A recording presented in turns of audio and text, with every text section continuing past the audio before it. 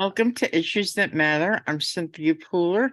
My guest today is Scott Ritter and Diane Sare, and they're going to talk about a really unpleasant experience that happened in the world this week. The shipment of arms the tanks from Germany that are going into the Ukraine. So, Scott, why don't you start? I think this is a really terrible situation we're in right now. Well, I think first of all, we need to put it in its proper perspective. Understand that the tanks that have been promised by NATO aren't in Ukraine yet.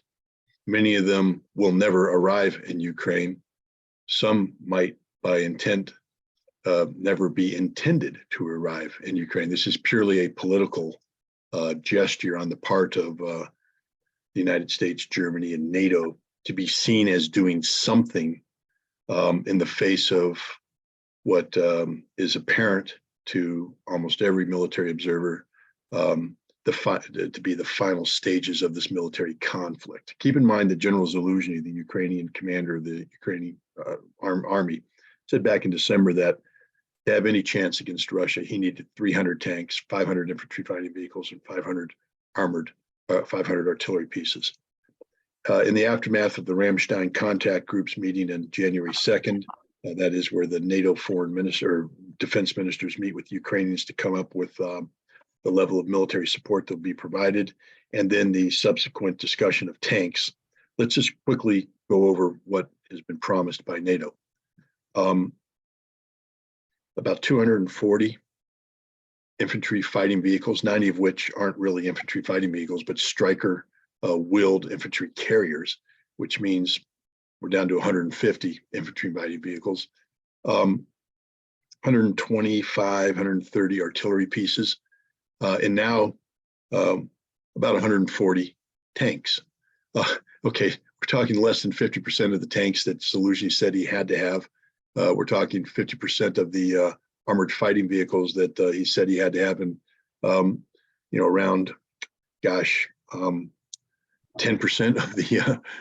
of the artillery he said he needed to have. So, or 20%. The bottom line is, even if all this equipment materializes on the Ukrainian battlefield at the same time, staffed with fully trained Ukrainian forces, and able to be maintained properly for combat sustainability, it's absolutely inadequate to the task. And here's the other reality. It's not going to arrive on the same time. It's not going to be equipped by or staffed by trained personnel. And it's have nowhere near the level of maintenance and logistical support necessary to sustain it in combat. This is just a fantasy on the part of NATO. Now, it doesn't mean that if and when some tanks, some infantry fighting vehicles, and some artillery pieces arrive, that it won't create a problem for the Russians. But it's a problem that the Russians have been prepared for many years to deal with. Since 2008, Russia has been rebuilding its military, both organizationally and in terms of structure and equipment, solely for the purpose of fighting a large-scale ground war in Europe against NATO. So for every NATO tank, every NATO infantry fighting vehicle, every NATO artillery piece that people are talking about sending to Ukraine, Russia is already aware of this. And Russia has built their own military technical capability to handle it. The Russians aren't afraid. It's not like the Russian troops right now are urinating in their pants, fleeing home to mommy because a Leopard 2 tank is going to show up on the battlefield. The Russians are saying, okay, it's unfortunate, but bring it on because we'll kill it. We have the means to kill it. We know how to kill it. We're ready to kill it, and they will kill it. They'll kill every single thing that Ukraine brings to bear on the battlefield. But the other thing is, this stuff is going to be staggered in. A lot of this equipment. Let's talk about the American M1 tank for a second, because this is the precursor. Germany wouldn't have given the green light for the Leopard unless the M1, the Americans promised to put the Abrams battle tank on there. But the Americans are saying, well, yeah, we'll give you tanks, but not our tanks. You're not getting the good stuff. You're not getting the stuff with the depleted uranium armor and the modern fire control, because, gosh, that's top secret. We can't give it to you because it might be captured by the Russians, and then they'll know all our secrets. So we have to give you the bad stuff. We have to give you the stuff which is the regular steel armor, and we don't make those anymore. So we're going to have to go and turn to the only factory in America that does produce these tanks, and we're going to have to build them from scratch. Or at best, we'll pull out some old hangar queens that we got. We'll strip off the good armor, and then they'll have to build the bad armor and put it on there so we can get it to you. And that may take, geez, a year. And imagine that when this stuff does show up, understand that under ideal circumstances, an Abrams tank for every hour of operation needs 3 hours of maintenance. Ideal circumstance. Now let's put it in the hands of Ukrainians that don't know how to use it, or we're going to break it. We're talking basically for every hour it can be used on the battlefield, you're going to need 6, 9, 10 hours of maintenance. And who's going to maintain it? It takes 22 weeks to train an Abrams tank crew to have basic comprehension of how to use this system. Doesn't mean they're experts. It just means they can actually use it. 22 weeks is a lot of time. And then we have to train maintainers, people who know how to do stuff. The Ukrainians aren't going to get maintainers. They may get a guy who can throw on a thrown track, put on a track, or replace a spark plug or change the oil. But if the tank breaks down, as it will inevitably very shortly after it's used in combat, it's going to have to be taken off the battlefield and taken back to a NATO territory to be repaired. So think about it. Let's say they finally get these tanks and they bring them in Ukraine, and the Russians don't destroy it on the train tracks or wherever, because these are big things. You can't hide them very easily. And they make it to the front line, and the Ukrainian soldier gets in it, turns the ignition, and the thing doesn't break. And they drive it to the battlefield. They're either going to be killed immediately by the Russians who are waiting for them, or it's going to break and they're going to have to take it off the battlefield all the way back to be repaired. And we can repeat this with the Leopard, we can repeat this with the Leclerc, we can repeat this with the Challenger. I mean, and every time I mention a new tank, the Italians are talking about providing some tanks of their own design. It's a whole new logistical support nightmare. This is the dumbest thing in the world. Literally the worst thing we could be doing for the Ukrainians to give them these tanks. Because 1, the Russians know how to kill them. 2, the Ukrainians don't know how to maintain them. And 3, we can't get them there in a timely fashion. We're going to be staggering these things in little penny packets. And the Ukrainians are already under tremendous pressure on the front line. So rather than wait and be able to absorb all this material and hold it and consolidate it for an armored fist, they're going to just bleed it off to the battlefield, commit it to where it's needed, where it's going to be annihilated, because a tank in isolation is nothing more than an expensive metal coffin. This is the truth. So this has no military value, none whatsoever. People need to understand that. This is purely political reason for why. Ask Zelensky, he just said, or ask Zaluzhny, the general. When he asked for that equipment, he said, if you don't provide me this, we're going to lose. Listen to what I just said. The commander of the Ukrainian armed forces said, if I don't get 300 tanks, 500 infantry fighter vehicles, and 500 artillery pieces, all at the same time with trained people, I'm going to lose. You can't change that. Well, he's not getting that. I just told you, it's less than 50%. It's going to be penny packeted in. Listen to Zelensky, to the Zelensky, to the Americans. If I don't get the M1 Abrams tanks by August, it's too late. What do you mean too late, Mr. President? Too late for what? Oh, you're going to lose the war. That's right, because any military professional worth his or her salt knows exactly what's happening right now. The Russians are on the offensive. They're shaping the battlefield to their advantage. They're causing the Ukrainians to commit whatever little reserves they have. They're grinding them up, exposing gaps in the Ukrainian order of battle, their defensive positions, and then the Russians will commit those 300,000 Russians who are equipped with modern Russian tanks that work, to be maintained. They know how to operate, and they're going to cut through the Ukrainians like a hot knife through butter. But this isn't even the worst part. See, this is all known. This has all been a political. The tragedy here is what's happened to Germany. You see, today is Holocaust Remembrance Day. I hope everybody understands what that means. In short, it means never again. Never again will the world community allow an evil to raise its head like we did with Nazi Germany to perpetrate these horrible crimes. But for Germany, it means so much more, because the Germans were that evil. They were Adolf Hitler. They were the Nazis. Never again means never again will Germany allow itself to be overcome by the forces of militarism, where German equipment will be sent abroad for nefarious purpose. In fact, I have to do the research, but I even think it's enshrined in German law that German military equipment can't be sent abroad for these purposes. So for the Germans to send Leopard tanks, to agree to send Leopard tanks, and here's the real sick part of it, send Leopard tanks to Ukraine to kill Russians. It means they've forgotten their history. It means the issue, the concept of never again no longer applies to Germany. It means that Germany is in danger of becoming that which we had all conspired to destroy back in 1945. When I say we, I mean the Russians, the French, the British, and us said this evil fascist empire must be eliminated, removed from the face of the earth. You know, the Germans are lucky that there was an advisor to Franklin Roosevelt who came up with a plan. I think it was a Rosenthal plan. But basically it was to de-industrialize Germany. Say you no longer have a right to be an industrial nation because we can't trust you. Say if we give you heavy industry, then you're going to want to build tanks. And when you build these tanks, you want to send them over to places like Ukraine for the purpose of killing Russians. So rather than give you this temptation, we're just going to simply say, no, you're an agrarian nation. All you get to do is grow crops.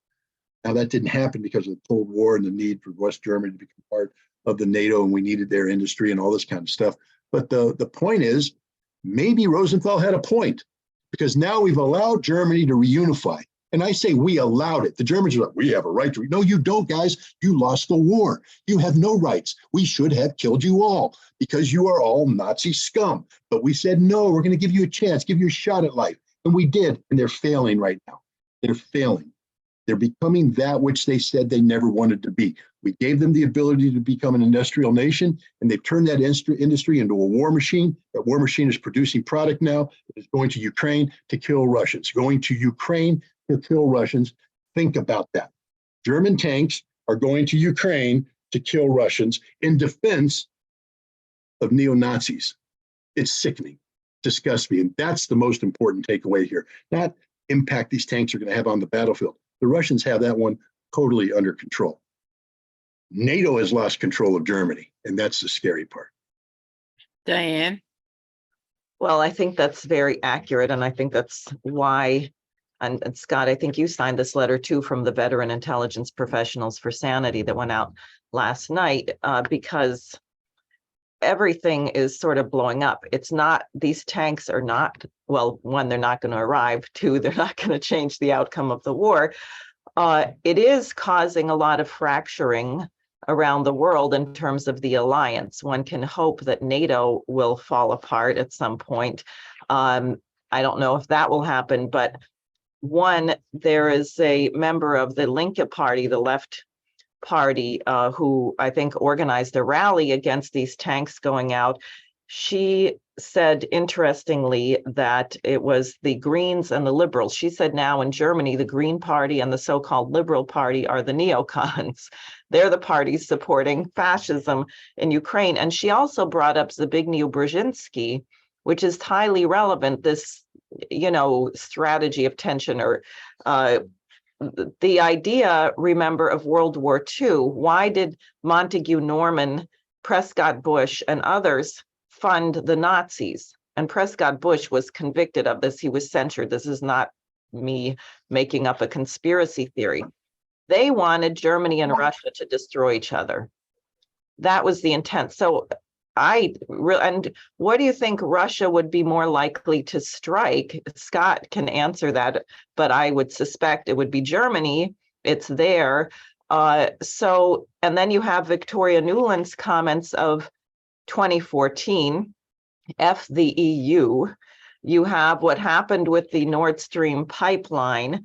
And you have her recent testimony yesterday in front of the Congress, where when Ted Cruz says to her, well, don't you think we should have done the sanctions much earlier and this would never have happened, which is, of course, absurd because the whole intention of the West was to make this happen.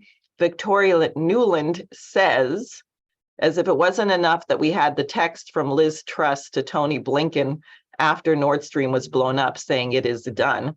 Nuland says, Senator Cruz, like you, I am, and I think the administration is very gratified to know that Nord Stream 2 is now, as you like to say, a hunk of metal at the bottom of the sea. Okay, so F the EU again. And then we have the German foreign minister, Annalena Baerbock, telling the Europeans, we have to be unified because we are at war with Russia. And I mean, dingbat is probably the most generous word I could say about that comment. This woman clearly has no idea what she's saying.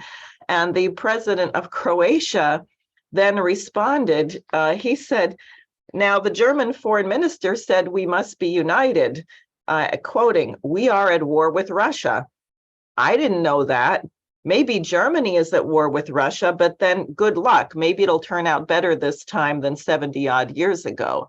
So this, and it is, as Scott said, Holocaust Remembrance Day, the day of the liberation of Auschwitz. I put it that way because it's also Mozart's birthday. And we should turn this around. The image of German tanks going into Ukraine to support Nazis in a war against Russia, if that doesn't cause some people to reconsider what they've been thinking about the entire lying narrative and where we are headed, and I can't help but wonder, when is Germany going to stop going along with this? I mean, they had the Obama administration spying on Angela Merkel's cell phone, and then we had the Nord Stream 2, and now we're basically putting them on the front lines in a war with Russia, having them support Nazis. Is anyone going to object or split? So I think it's an extremely rich situation, actually, to get us off this trajectory, because they have gone so far out on a limb.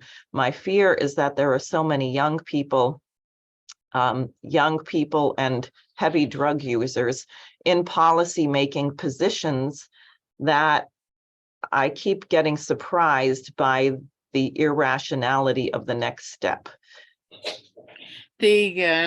On the news this morning, I heard that Donald Trump used his social media platforms to say, tanks today, nukes tomorrow. And they were saying he's nuts and stuff. So what do you think about that? Tanks today, nukes tomorrow, Scott? Well, what I think is that Donald Trump had 4 years to act on his vision of becoming friends with Russia. I mean, remember, he ran on a platform in 2016 of why can't we be friends? What's wrong with it? And I like that. I like that idea. But he was unable to follow through, and for a number of reasons. One, he was opposed at every step of the way by the American establishment, which includes Congress, the Republican Party, and everybody. The Democrats attacked him, accused him of being, one of the best ways to undermine this effort for being friends with Russia was accusing him of being put in power by Vladimir Putin. So therefore, every time he reached out, people said, aha, he's just reaching out to the puppet master. Well, we now know that that wasn't true, but it doesn't matter. He was undermined. And two, he didn't have the courage to do it. He doesn't have the knowledge. He doesn't know anything about Russia. He doesn't know anything about foreign relations. He doesn't know anything about anything. He has a basic fundamental businessman's understanding that NATO makes no sense from a business standpoint. He's right. But he doesn't understand that NATO makes no sense, period. Or otherwise, he wouldn't have continued to argue for increases in defense expenditure. Why double down on stupid, which is what he did. The other thing is, what is Donald Trump's negotiating strategy? We've seen it with the North Koreans. We've seen it elsewhere, where he says, before he could get to denuclearization in North Korea, he had to challenge Kim Jong-un with fire and fury. Does he really think he's going to threaten Vladimir Putin? Does he think Vladimir Putin gives one you-know-what about Donald Trump's threats? Putin doesn't. Putin doesn't play that game. So what is Donald Trump's negotiating strategy going to be? Vlad, either make peace with me or what? Or what? I mean, for Donald Trump to actually come to the table with Russia today to have a chance for peace. And remember, Peskov, the spokesperson for the Kremlin, said he's right. This war could end today if America came to the table. But what does America have to say? America has to acknowledge reality. Crimea is Russia forever. The 4 districts that have been absorbed by Russia are Russia forever in totality. and that Ukraine can never be a member of NATO, never be a member of NATO, and NATO must recognize Russia's legitimate spheres of influence and withdraw to its pre-1997 boundaries in terms of military technical equipment. Yes, politically, Poland and the Baltic republics can be part of, and Romania can be part of NATO, but they can't allow NATO equipment to be that close to the Russian border. That's unacceptable. Is Donald Trump going to be able to A, accept this, and B, have the clout necessary to get the American establishment to accept this? And the answer is no on both fronts, because Donald Trump can't be perceived as weak. It's not weak to recognize the legitimacy of Russia's stance, but it's weakness if you don't understand why it's legitimate and you can't articulate that to others. Trump is going to come in and say, I'm strong, therefore I can't look weak. I can't give Russia what it wants, therefore there will be no agreement. And then what will Donald Trump do? He will threaten fire and fury, and we're back to square one, which is where we are today. So no, Donald Trump is not the solution. He's the problem. He's just a different facet of the problem. Diane? Well, I appreciate what you just said, Scott. I think that's very important for people to consider who think that it would be different. And I recall that. I also recalled the mother of all bombs being dropped on Afghanistan. Was that part of the North Korea threat situation? I'm not sure. It seems to me it was in that time frame. Yeah, So, no, it was a bomb that was basically designed to make the whole world stand up and go, ooh, America. What they don't realize is they dropped this bomb. They killed maybe 15 ISIS officials, but they never took the valley. So the bomb did nothing. You know? right. I just remember some of my friends from Pakistan and India were pretty enraged about it at the time. So, I think that the West is financially and economically bankrupt and morally bankrupt. Boris Johnson has now added his voice to that of Merkel and Hollande that the Minsk Accord was a fraud and a sham. That is not going to help anyone's credibility in terms of negotiations. Boris Johnson, I don't know what official position he holds, but somehow he was over there in Kiev again, probably eating a lot, and then also trying to make sure that there's no negotiations, just as he sabotaged the potential for peace a year ago or so in April of 2022. I think it is very urgent. There are certain initiatives, as you know, the Schiller Institute and Helga Zepp-LaRouche has been calling for the people to embrace the offer of the Pope to host negotiations. And we have a pledge from Scott that if this works, that he will get baptized. Trevi Fountain, baby.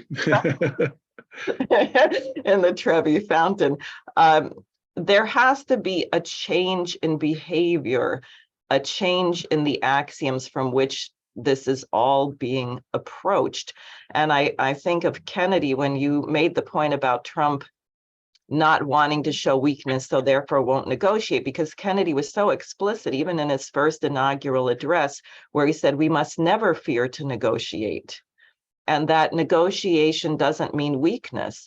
And then immediately after the Cuban Missile Crisis, he is offering that the Apollo project would be a joint US-Soviet manned landing on the moon. I mean, was he not president of the United States? I suppose there are some people who think he was a traitor, but most people would say he was a great president, and he was actually representing the interests of the United States. And very few Americans, I think, are thinking that way. And I think we have to realize how are Americans doing? $5 for a dozen of eggs. I love the raising interest rates to control hyperinflation. So small businesses can't get loans, you can't pay for a mortgage. That's really helping the average American. We had a record number of drug overdose deaths. We have California getting washed off into the ocean because the sky opened up torrential downpours and they don't have the infrastructure. We don't have to live like this. And I think it's very important as things splinter, because I am hopeful, and it is my intent with everything that I can do to make everything splinter, to get NATO to fall apart, to get infighting in the US. We do have a Congressman Gosar who issued a press release denouncing the tank decision and saying there had to be negotiations right away. There's pockets of opposition. There's going to be this big demonstration that Scott and I are both participating in. But then what? Suppose the whole thing falls apart. Then what? What is mankind supposed to be doing? What is the true mission of the United States? Can we ever represent anything good in the world? We're going to have an awful lot of atoning to do and truth telling. We're going to have to purge some of our intelligence agencies and other agencies of some really bad actors. But I also think their arrogance may undo them. I mean, Victoria Newland, we were joking this morning, maybe we should send her some Hostess Twinkies for being such a font of information on what they've been up to. So, this is Scott. Any final thoughts? No, I mean, Diane's right. We've got to be building for the future. It's one thing to talk about tearing down the establishment, but as I was always reminded in the military, if you're going to criticize something, have a plan on what to do. And I know Diane has a plan. She's putting, it's not just sweat equity, but skin equity into the game, making another run for Senate. And I wish her the best of luck on that. I'm going to try and do my best to use whatever resources I can assemble to help promote communication between the United States and Russia that is conducive to arms control. I think there's a very important role for arms control in the future, and there's other people out there that are doing similar things. And it's this kind of work that gives me hope that